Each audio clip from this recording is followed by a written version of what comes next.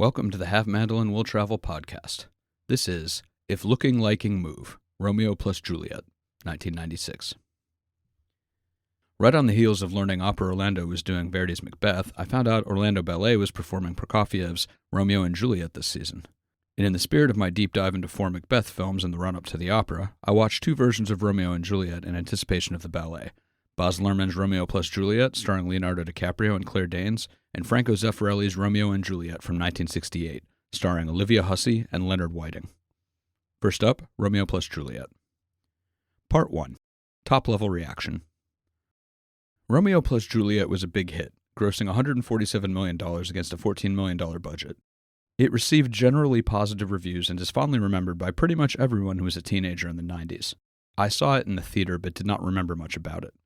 So revisiting this 30 years later, I don't think it's very good. Now to be clear, I am not making a grand statement that there's nothing to appreciate in it or there's nothing compelling about it. I understand why people like it. It's about big, sincere emotions, and its emotionality is completely earnest. It's also visually unique and interesting. I wouldn't even say I didn't like it, and I certainly wouldn't call it a waste of time. But I don't think it's good. Before I get into the details, though, a brief cruise through the play. Part 2. The play. Written in the 1590s and first published in 1597, Romeo and Juliet is one of Shakespeare's most popular plays. Shakespeare's main source was the 1562 narrative poem The Tragical History of Romeo and Juliet by Arthur Brooke, which, per Northrop Frye in On Shakespeare, quote, supplied him not only with a main theme, but with Mercutio, a counterpart of Friar Lawrence and a garrulous nurse of Juliet, unquote. Frye goes on to say Brooke is, quote, very far from being a major poet, but he had enough respect for his story to attract and hold the attention of Shakespeare, who seems, so far as we can tell, to have used almost no other source, unquote. Brooke's poem seems to be a verse translation of a French story, which itself is translated from a short story by 16th century Italian author Matteo Bandello. As for the plot of the play, it's Romeo and Juliet, but I'll go ahead and do a recap anyway. I managed to find this really concise summary. 2 households, both alike in dignity, in fair Verona where we lay our scene. From ancient grudge break to new mutiny, where civil blood makes civil hands unclean. From forth the fatal loins of these 2 foes, a pair of star-crossed lovers take their life, whose misadventure piteous overthrows doth with their death bury their parents' strife. Romeo and Juliet, prologue. Oh, and, spoiler warning. After the prologue, members of the rival families Montague and Capulet get into a brawl on the street. Prince Aeschylus arrives and declares if there are any more fights, the heads of the families will be executed. Romeo, a Montague who is pining melodramatically over Rosaline, goes with his friends to crash a masquerade party at the Capulet house.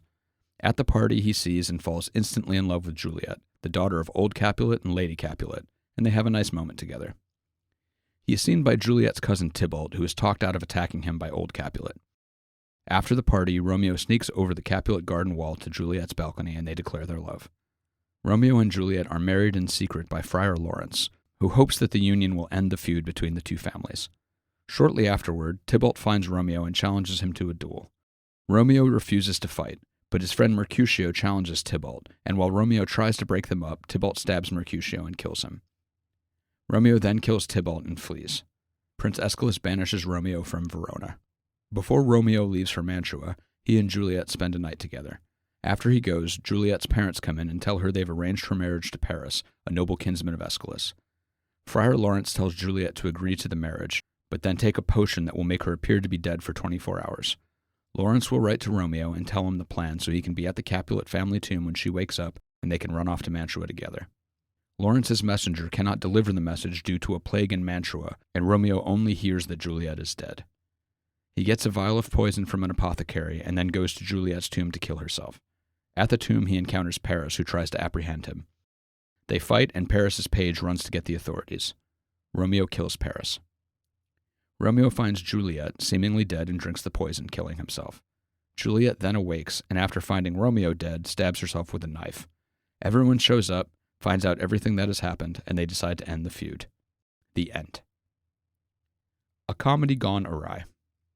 Romeo and Juliet is a little bit unusual in its mechanics. I've seen the following sentiment in a couple of places, but I think Peter Saccio in his teaching company course Comedies, Histories, and Tragedies sums it up really well. Quote, it is key to the effect of Romeo and Juliet that it is a tragedy that could have been a comedy. It almost should have been a comedy. It's about young lovers, like the lovers of A Midsummer Night's Dream or As You Like It, who have obstacles in the form of parents who get in their way. It has a plot that moves by accidents, and that's characteristic of comedy. The lovers are characteristic of comedy. The plot accidents are characteristic of comedy. The bourgeois setting is characteristic of comedy. This is not about kings and princes. It's not even about lords. And even the recognition, the anagnorisis, is not particularly profound. Romeo's great line when he discovers he has killed Tybalt, Juliet's cousin, is, "Oh, I am fortune's fool." He's simply the sport of chance.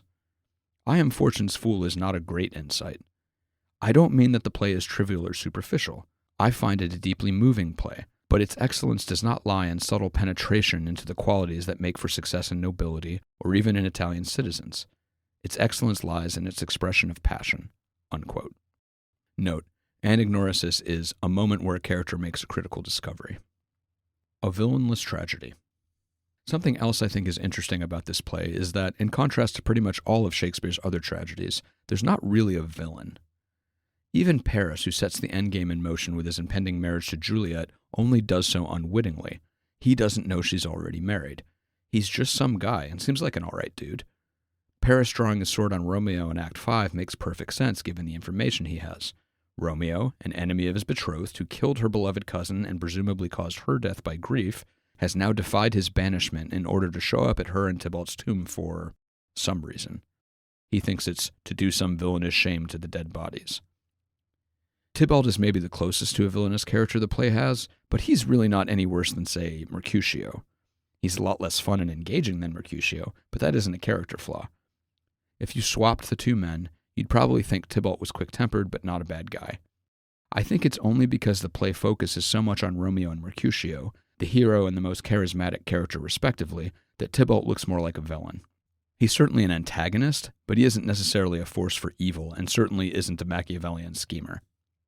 This framing of Tybalt does, as with so much in Shakespeare, depend on the staging. Recall that, as I said in my exploration of Macbeth, Shakespeare's text is very light on stage direction and general guidance on how a scene is supposed to play. I'll get to this later, but John Leguizamo's Tybalt in Romeo plus Juliet is framed way more villainously than, say, Michael York's in Romeo and Juliet in 1968. At the end of the day, the Capulets and the Montagues aren't all that different from each other. In the very first scene, both were willing to escalate an insult into a street brawl in which both aging heads of household enter the fray. If there is a villain here, it's the tribalism that drives people to hate those they don't know for reasons they can't even articulate. I think it's not an accident that there's no reference anywhere as to why the two families hate each other. The monster has taken over. The why doesn't even matter anymore. Courtly love versus real love. The play presents a contrast between Romeo before Juliet and Romeo after Juliet. In On Shakespeare, Northrop Frye points out how Romeo's pining after Rosaline, a character we never meet, harkens back to the medieval idea of courtly love, where a suitor hangs back and sighs over an idealized woman while composing over-the-top poetry extolling the perfection that puts her above mere mortals. Think Don Quixote swooning over the potentially not even real Dulcinea del Toboso. Cervantes is poking fun at the courtly love glamorized in medieval epics. Don Quixote is so over-the-top and ridiculous about this that there's really no way to take it seriously anymore. Don Quixote is the Dewey Cox of courtly love stories. Romeo's speeches at the beginning echo Petrarchan's sonnet, a representative example. Here's much to do with hate, but more with love. Why then, O brawling love, O loving hate, O anything of nothing first create, O heavy lightness, serious vanity, misshapen chaos of well-seeming forms, feather of lead, bright smoke, cold fire, sick health, still waking, that is not what it is. Act 1, Scene 1. Marjorie Garber, also working with this courtly love idea, says in Shakespeare After All regarding that speech that, quote, "This is the language of Petrarchan formula, empty paradoxes and oxymoron, cold fire, sick health, stale poetic images that say nothing and mean nothing," unquote. Another before Juliet example. She hath, and in that sparing makes huge waste, for beauty starved with her severity, cuts beauty off from all posterity. She is too fair, too wise, wisely too fair, to merit bliss by making me despair. She hath forsworn to love, and in that vow do I live dead, that live to tell it now. Act 1, Scene 1.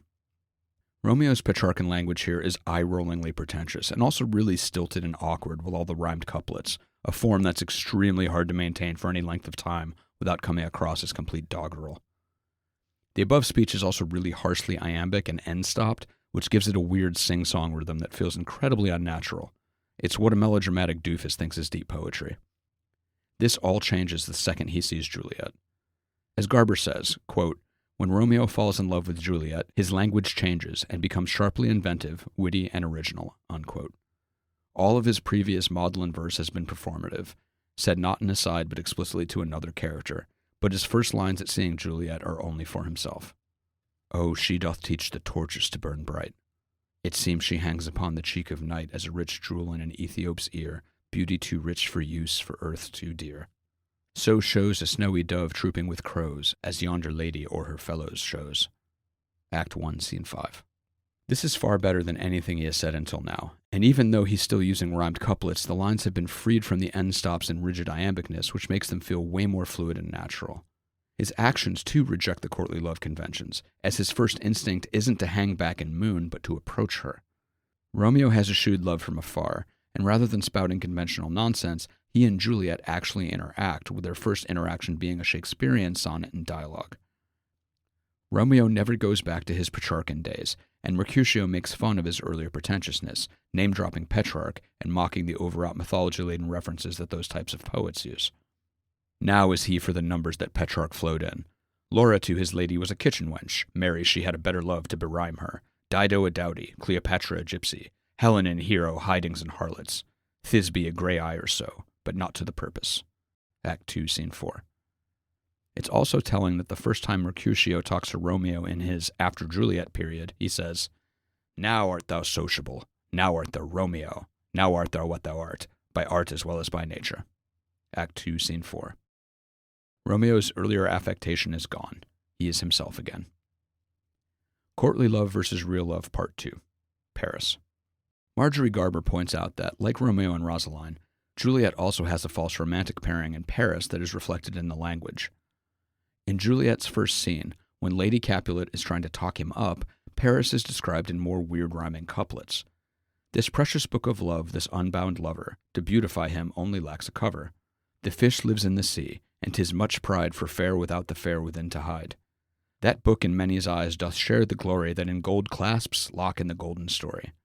So shall you share all that he doth possess by having him, making yourself no less. Act 1, Scene 3. Paris, through just the language here, becomes a representative of a rigid and unimaginative courtship and social order.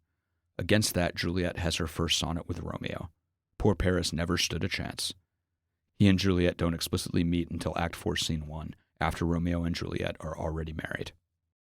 Love at first sight. One thing I think people have some issue with in the play, and understandably so, is its short time span as written. The entire story happens in less than a week, with Romeo and Juliet's marriage and Romeo's banishment happening the day after the play starts. Apparently, Arthur Brooks' Romeo and Juliet takes place over several months. It can be hard to accept the idea of Romeo and Juliet's love as this eternal and earth-shattering true thing when they've spent less than 2 whole days together. Father Lawrence tells Romeo that he had chided him for not loving Rosaline, but for doting on her, drawing a distinction between infatuation and actual love. Looking at the plot cynically, or indeed just vaguely realistically, it's tempting to see Romeo and Juliet's romance as youthful infatuation, and their rush to marry as the actions of 2 stupid kids. Juliet is explicitly 13 in the play text. Romeo's age is not stated, but he's assumed to be just a bit older. To quote a joke I saw, Romeo and Juliet is a 3-day love affair between a 17 and a 14-year-old that ends in 6 deaths. I think there could be, and probably are, interesting productions that lean into this cynical read. I don't know how all of this would have played to Shakespeare's audience, but given the specifics of the language I talked about earlier, I think it's likely that Shakespeare intended Romeo and Juliet's love to be seen as the real thing. Note from future me, in Shakespeare, after all, Garber says that, quote, it is important to acknowledge that love at first sight is a common phenomenon in the Shakespearean world, and not something to distrust, unquote. So there's that. Admittedly, as a death of the author inclined person, I don't actually care that much about the author's intent, especially in an art form like Shakespearean drama that necessarily has adaptive choice built into it, both in the lack of guidance in the play text and the cultural changes inevitable in 400 years of history. My own inclination is to take productions at their word, and not be too rigorously cynical if the productions themselves aren't. If a production treats and frames their love as true, I'll roll with it, provided they don't stumble in trying to frame it as such. After all, we've had a century of film using shorthand to show love for the ages, and we don't worry about it too much. Relationships progressing way too fast but meant to be real is basically a convention of the medium. There's only so many When Harry Met Sally's out there to serve as counterexamples. Part 3, the film. Finally. Romeo plus Juliet is a 1996 film directed by Baz Luhrmann, who co-wrote it with Craig Pearce and, William Shakespeare. It stars Leonardo DiCaprio and Claire Danes as Romeo and Juliet. Luhrmann is best known for Moulin Rouge from 2001, but also made The Great Gatsby in 2013 and Elvis in 2022. Pearce co-wrote 5 of Luhrmann's 6 films. I've only seen Moulin Rouge, which I liked, and can absolutely tell had the same director as Romeo plus Juliet. Romeo plus Juliet, like Moulin Rouge, is what academic film theorists call stylized as fuck. Part 3A, the setting. This is a modernized version, ostensibly set during the 1990s, in the fictional Los Angeles-ish city of Verona Beach. Romeo and his friends wear Hawaiian shirts and everyone uses guns rather than swords. Prince Aeschylus is Captain Prince, Paris is Dave Paris, son of the mayor. Both the Montagues and Capulets gave me shady, semi-legitimate crime family vibes, but I don't think there's anything that explicitly states this. The shots of Verona Beach, with police helicopters and gangs, definitely seem to be gesturing at the Los Angeles of the Rodney King riots, which in 2024 is a little bit odd. It doesn't really have any effect on the story, and leaning into a visual lexicon of really charged racial subtext is a little bit fraught, given that the Montagues are the whitest of the whites and this more violent Tybalt and his small crew are the only Hispanics in the film. I can't really put my finger on why it felt off, but it did. Having all the weapons be guns makes for dramatic visuals, with the opening brawl now featuring full-on explosions and bystanders running to avoid catching stray bullets, but it injects some suspension of disbelief issues when directly translating sword fights into gunfights. You can't fence with bullets or have skillful tete-a-tete while spitting dialogue, and non-fatal clashes involve a lot of poor aim. The film has to contrive reasons these people aren't all dead in the first 10 seconds of any encounter. The whole thing is so stylized that this heightened suspension of disbelief during the fights didn't really take me out too much, as nothing about this is very realistic, but your mileage may vary. Part 3B, Cinematography. This is definitely a Baz Luhrmann film. There's a lot of flash and bombast with frenetic editing, smash cuts, whip zooms, and undercrank, i.e. the opposite of slow motion, used similarly to the speed ramping really common in, say, Zack Snyder films. Subtle and restrained, it is not. It jumps right into it, too. After a TV news anchor gives the prologue, the film has a very flashy opening, fast cutting between helicopter and street-level shots of Verona Beach, intercut with flashes of text and newspaper headlines underneath the second reading of the prologue. There's also freeze frames when a new major character appears, along with text showing their name and relations in kind of a dramatis personae list.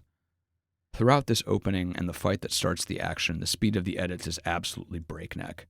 Personally, I thought it was kind of disorienting and vaguely headache-inducing, and it also amplified some of the issues with the dialogue, which I'll get to later. It does slow down after this opening. The film announces its presence and aesthetic with authority, and then, mercifully, gives the viewer a little break. There is some really striking, unexpected, and effective imagery throughout, some standouts being the fish tank scene where Romeo and Juliet see each other for the first time, the balcony scene which takes place mostly in the pool they've accidentally fallen into, and the tomb set at the end. I'm really ambivalent about all this stylism.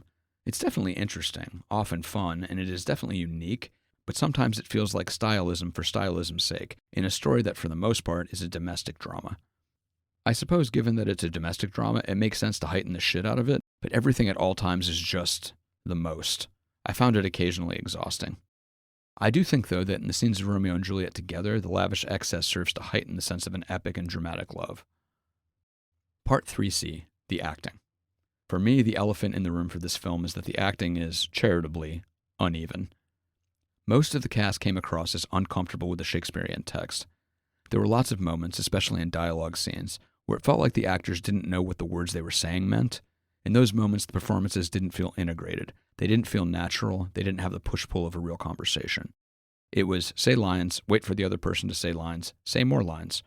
A couple of times I was thinking, did they learn this phonetically? I also think the acting was done no favors by the frenetic editing, which felt to me like it cut between lines too quickly and really sucked out any breathing room. Overall, the film had kind of a community theater vibe and was sometimes very stilted. Often the lines felt like recitation with no subtext. Like in any given speech, the acting only operated on one level at a time. There are some exceptions. Pete Postlethwaite as Father Lawrence was genuinely great throughout, and Harold Perrineau as Mercutio gave a good performance, as did Vondie Curtis Hall as Captain Prince, and Paul Sorvino as Capulet, both in very limited screen time. Both DiCaprio and Danes, two people I do think are good actors, had good moments and not so good moments. Generally, their scenes together were fine to pretty good, which goes a long way in this story, but I think it's telling that their acting was by far the best in the scenes where there was no dialogue. Like really good nonverbal acting from both of them. I know that's kind of faint praise, that the acting in a Shakespeare story is the best when the people aren't saying the Shakespeare, but there it is. I suppose it's not that surprising. As I said, Danes and DiCaprio are both skilled actors, but maybe inexperience with the bard, mixed with a director who isn't experienced with it either, and also maybe was more interested in the cinematic spectacle, all conspired to work against them. Maybe this film would have been better served by ditching the language altogether and telling the story with modern vernacular, a la 10 Things I Hate About You, which is Taming of the Shrew, or O, which is Othello. In general, the performances in Romeo plus Juliet are not subtle. Everyone has so many feelings all the time and often shouts about them. This is undoubtedly what the actors were directed to do, and the melodrama of the acting, and I use that as a neutral term, is reinforced by the cinematography and framing, which does somewhat sand off some of the rough edges of the performances. The film sells the emotions even if it can't quite sell the dialogue, and its insane stylization means that some of the stiltedness doesn't stick out as much as it would in a more realistic movie. Sometimes the excess absolutely works and sometimes not so much, and sometimes even in the same scene. When Romeo chases down Tybalt and Tybalt has the gun in his face, Romeo putting it against his own head and screaming, "Either thou or I or both must go with him," 3 times with rage and tears in his eyes, has a batshit manic intensity to it, which really works. All Tybalt would have to do is pull the trigger to get rid of this man he definitely wants to kill, but when confronted by this utter lunatic, he understandably freezes up, which allows Romeo to get the upper hand. The repetition of that line is not in the play text, and I think it was a good addition in an intense moment. But then after killing Tybalt, Romeo drops to his knees, raises his arms, and screams, "I am fortune's fool," to the heavens in the driving rain, punctuated by a crack of thunder. It was really cliché, and I almost laughed out loud, though I suppose it was in keeping with the over-the-top spirit of the rest of the film. A similar thing happens later when Romeo gets the news from his servant that Juliet is dead, and he drops to his knees again and shouts, "Juliet! Juliet! Juliet!" Like, yeah, man, we know. It's not in the playtext, by the way. Part 3D, Adjustments for Adaptation. Romeo plus Juliet, as with all productions, makes a bunch of changes to the play, some minor and some more significant. I'd say the biggest change to the broad plot is that Romeo does not meet Paris at Juliet's tomb. After Paris' encounter with Juliet right before she gets the sleeping potion in Act 4, he vanishes from the film. In general, I would say that this isn't the most thought-through adaptation, and some of the choices in the film unwittingly introduce some odd dramatic dissonances, alter characters, and eliminate some of the interesting things I mentioned earlier. Don't trust your ears. Like in the Knave to Chops moment I mentioned in my look at Macbeth 2015, there were a few small moments in the film where what the characters are saying and what we are seeing don't quite match up. When Tybalt spots Romeo and the Capulets raucous and insane house party, he says to old Capulet, "Dares that slave come hither to fleer and scorn at our solemnity?" Solemnity would not be on a list of 100 words that I'd use to describe the party. To be fair, this could be a way to indicate that Tybalt is a stick in the mud, though we have already seen him participating a bit in the festivities, by making out with Lady Capulet, no less. In the balcony scene, Juliet says to Romeo, "Thou knowest the mask of night is on my face, else would a maiden blush bepaint my cheeks." But she's saying this as they are 6 inches from each other in a pool lit by floodlights.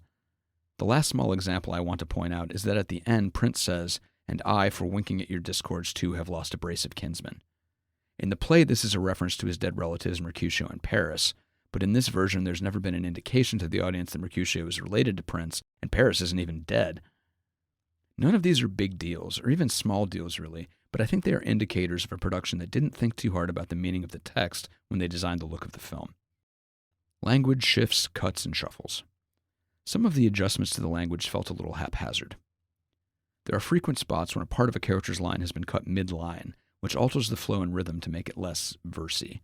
So rather than a speech being, say, 4 lines of iambic pentameter, i.e. 10 syllables per line, it'll be a line of pentameter, then a 4-syllable fragment, then 2 lines of pentameter.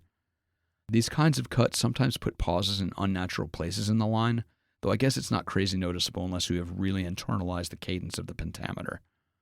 It's more another signal that the integrity of the language as written wasn't at the forefront of the adapter's mind. Integrity meaning the cohesiveness of the written line. That's not a moral judgment. There's one speech shuffle that I was really scratching my head over, which was all the more noticeable because it was Romeo's first lines in the film. Why then, O brawling love, O loving hate, O anything of nothing first create, heavy lightness, serious vanity, misshapen chaos of well-seeming forms. This is taken from a later conversation with Benvolio when Romeo is bemoaning Rosaline, and it doesn't really make sense as a standalone. The full line from the play is this: "Here's much to do with hate, but more with love. Why then, O brawling love, O loving hate, O anything of nothing first create, O heavy lightness, serious vanity, misshapen chaos of well-seeming forms, feather of lead, bright smoke, cold fire, sick health, still waking sleep that is not what it is. This love feel I, that feel no love in this."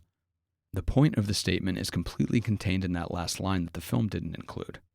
In the play, this comes after we know he's pining for unrequited love, and after he notices there's been a fight, he immediately ties said fight directly back to his own emotional drama. Romeo is appropriating the fight as a vector to express his sad boy feelings. He's saying that all those verbless adjectives are of the same turmoil that he has inside. Without that concluding line, he's just listing things to no purpose. If he looked at the camera and said, "blue-white shirts, feet with lost socks, a messy house," and then just stopped, the viewer would probably respond with, "What about them?"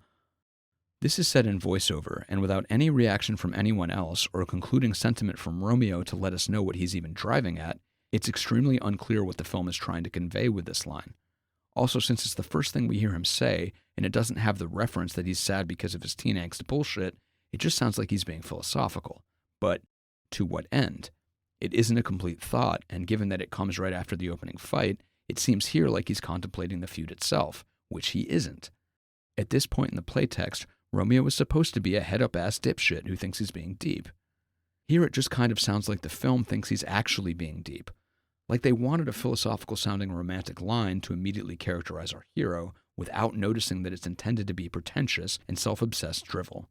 Also, as I mentioned in passing, the opening prologue, the two houses both alike thing, happens twice. The television anchor says it, and then Friar Lawrence in voiceover immediately says the first 6 lines again over the opening montage. It was super weird. I don't know what to make of it.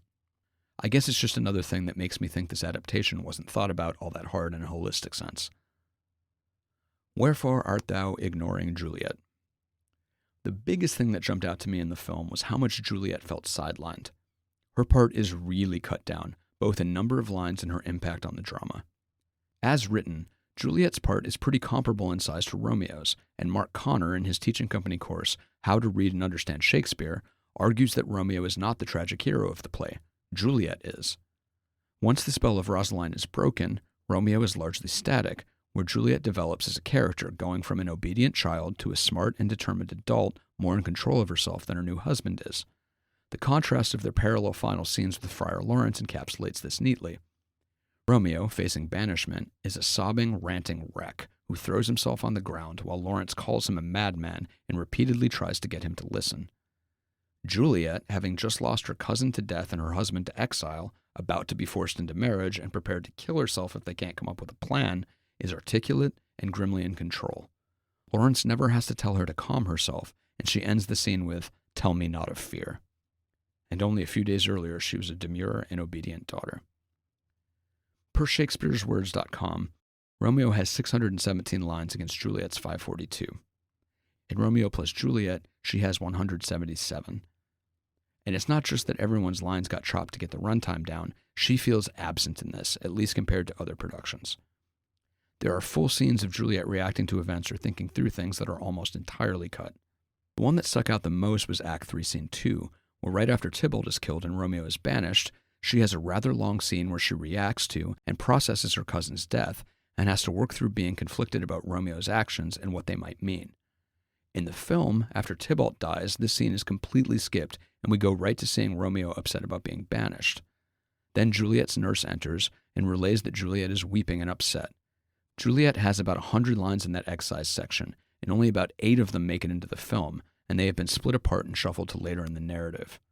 Act 3, Scene 1, where Mercutio and Tybalt die and Romeo is banished, is absolutely the pivotal turning point of the play, and one that has massive emotional ramifications for Juliet, one of our title characters, and we don't even get to see her react to it.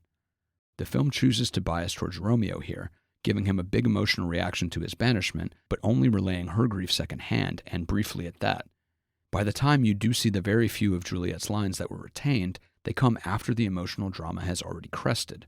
They're too late to have much weight, as we already saw Romeo react to the same event. They're also split into two parts, with Lady Capulet and Paris having a conversation between them, so there's not the flow or feeling of a person working through a line of thought. They're just standalone statements, and we already know she decided to call Romeo back to her, so what's the point? It's like the film treats her as if she's not even a real character and has no internal world when she's not with Romeo. I find this decision completely baffling. Cutting her scene here also injects a little bit of confusion, as after Nurse says how upset Juliet is, she gives Romeo a ring from Juliet. In the cut scene, Juliet tells Nurse to give Romeo the ring and bid him come to her, but here, since we don't see the discussion, for a moment it almost seems like she's giving him his ring back as a rejection, especially since some of Nurse's lines here have also been cut. The same thing happens again in Act 4, Scene 3, where Juliet puts Friar Lawrence's plan in motion and works through her worry about how things could go wrong. Her 56 lines are cut to just 8 in the film. Father Lawrence tells her what to do, and she pretty much just does it. Marjorie Garber in Shakespeare After All talks about how in the play we watch Juliet grow before our eyes. We see her agency and cleverness, sometimes in subtle ways, like how when she asks Nurse to find out who Romeo is, she asks about 2 other random people first so as not to tip Nurse off as to why she's asking. We see her convincingly play at repentance and obsequiousness to her parents when she pretends to agree to marry Paris. The film skips even these small moments. We don't really see Juliet do anything. I guess the title Romeo plus Juliet is accurate. The film is very much Romeo plus some Juliet rather than Romeo and Juliet.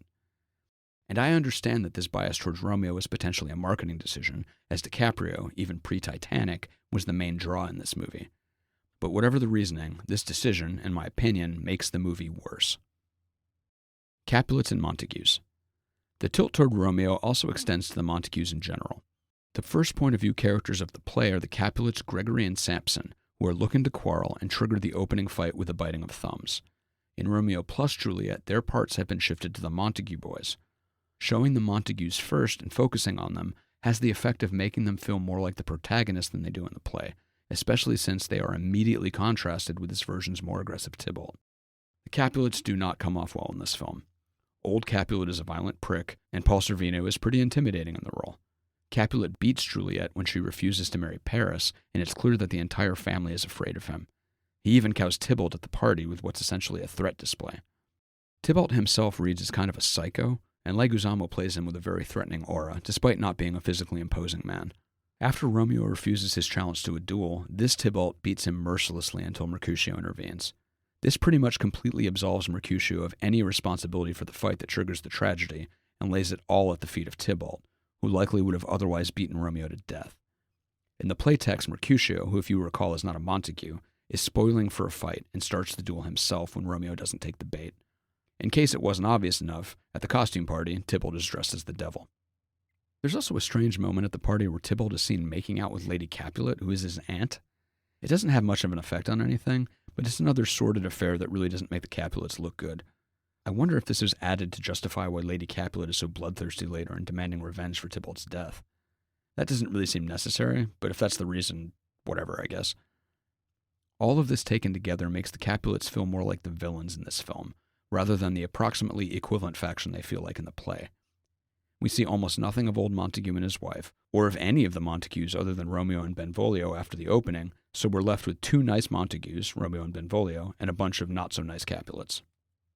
The film doesn't really earn the plague on both your houses moment for Mercutio, but that's okay. The man was losing a lot of blood. Romeo's characterization. Romeo plus Juliet jettisons the contrast between Romeo before Juliet and after Juliet, and the Rosaline stuff feels pretty sped through. That's not necessarily criticism. A lot of the before Juliet speeches have been fractured and cut down, with a lot of the more lamely pretentious lines being dropped, which flattens the sense that this is mythopoetic bullshit. In eliminating the before and after distinction, the film risks making Juliet seem like another one of Romeo's infatuations. Dropping the Rosaline stuff isn't a big deal in principle, but I do think Romeo plus Juliet is caught in a little bit of no man's land with this, where they cut enough to erase the before and after distinction, but not so much that the viewer doesn't even make the comparison. Also, I think it's kind of amusing that when Romeo and Juliet meet, he's dressed as a knight and she an angel.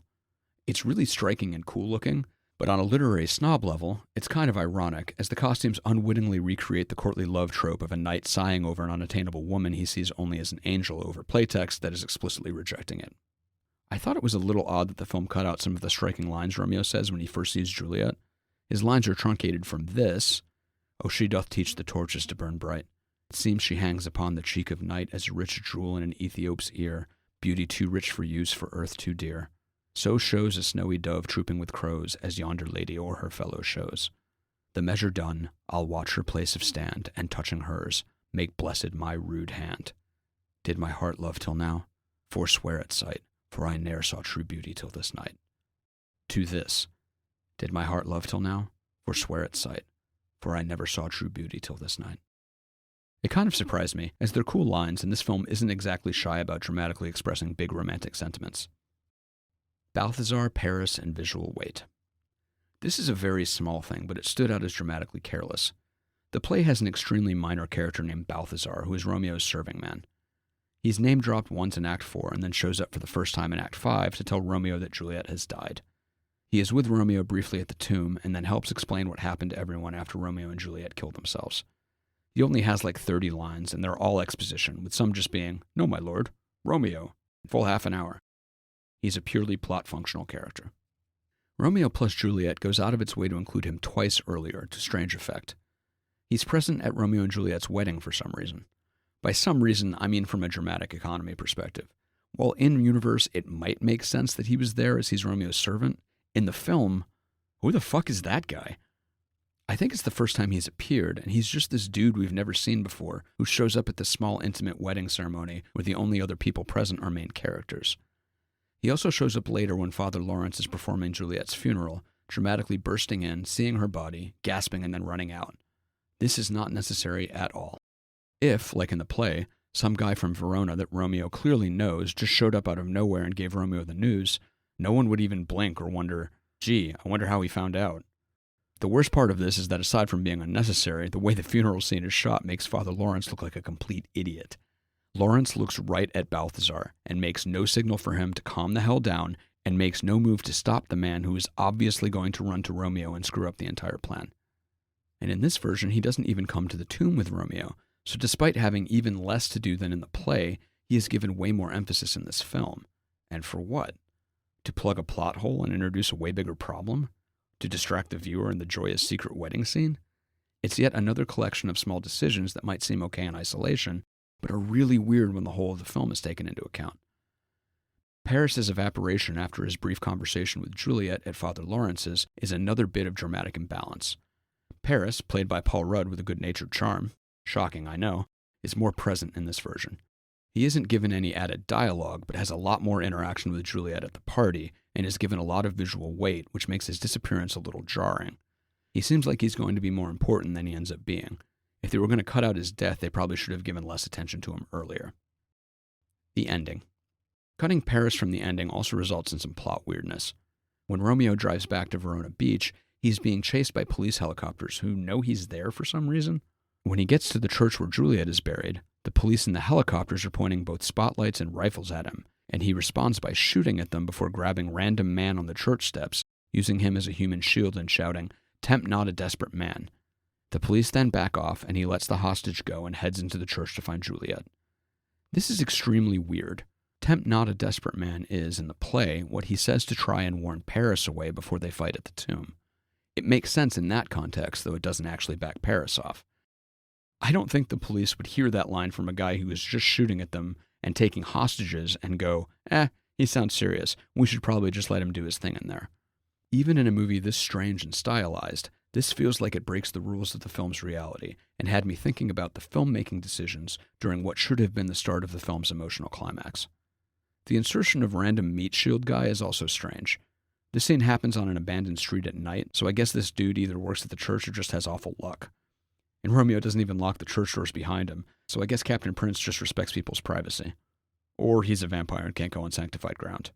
Wouldn't that be a plot twist? I guess you need a reason that the authorities show up after the double suicide, or else no one would even know what happened. And without Paris's page to call the cops, you have to contrive something. But this felt really inelegant. Once Romeo was inside the tomb, though, I really liked the scene. The visuals are interesting and dramatic, and I really like how in his grief Romeo doesn't see that Juliet is starting to stir. And the moment where she opens her eyes, smiles, and touches his face just as he drinks the poison is really great. I love the moment where they lock eyes one last time. It was bold of the filmmakers to include quick flashbacks to the only 3 scenes they had together, which accidentally highlights how little these two people knew each other. I say that amusedly. It's a really strong and authentically affecting scene, even if you maybe shouldn't think about it too hard. In a different movie, those flashbacks could be an intentional wink about, wow, these two are fucking idiots. But that is not this movie. Romeo plus Juliet is an extremely sincere film that absolutely believes in the grand purity of Romeo and Juliet's true love. Part 4. Gallimaufry. This isn't specific to this film, but the name Romeo means pilgrim in Italian, which gives Romeo and Juliet's first interaction where she calls him Pilgrim a cute extra dimension. This isn't particularly about the film either, but during Prince's speech at the end where he says, "All are punished," the DVD subtitles say punished, as in P-U-N-I-S-H''D. It's kind of funny because the subtitle looks like an archaism that would be from Shakespeare, but it is literally not what is being said. Romeo and his friends take a bunch of drugs before going into the Capulets' party. It doesn't matter much, but the movement of Romeo's line, "O true apothecary, thy drugs are quick," from the end poison drinking scene to here is cute. Juliet is explicitly 13 in the play, but the film cut this line out. Danes herself was 16 during filming, which is Juliet's age in the Brooke poem that was Shakespeare's source. Why Shakespeare reduced her age is unclear. Apparently, even at 16, Juliet would have been a good bit younger than most married people in Shakespeare's time. Per Professor Saccio, the average age would have been early 20s. The moment where Mercutio was stabbed into Romeo's arm was incredibly visually unclear. I thought it was kind of surprising given how important a moment it is. Do this Romeo and Juliet have the worst peripheral vision in film protagonist history? It's possible. Part 5. Conclusion. Would I recommend Romeo plus Juliet? Yes? Maybe not if you're a Shakespeare purist or a snob. Harold Bloom probably fucking hated this. Though, maybe screw that guy. This film exists in that place where if you desperately love it, I totally get it. If you desperately hate it, I totally get that too. As is probably apparent, I think that in addition to not being super well acted, the movie is also kind of sloppy and lacks much of the depth and nuance of the source material. But it was fun and interesting, and I certainly appreciate that it wasn't afraid to be earnest, emotional, and romantic. Maybe the combination of bombastic over-the-top cinematography with really uncomplicated passion is what makes it resonate with people. Honestly, I was expecting to feel more strongly about it one way or the other than I did, but I do respect its ambition, and I think it is an interesting addition to the Shakespeare corpus. Next up, Orlando Ballet's 2024 production, and then Franco Zeffirelli's Romeo and Juliet from 1968. I Am Fortune's Fool. Originally published October 23rd, 2024. This has been the Have Mandolin Will Travel podcast. I'm Matt Giuliano, and I hope you've enjoyed this piece. Check out havemandolinwilltravel.com for a closer look at some of my other projects and to hear my music. Cheers and happy listening.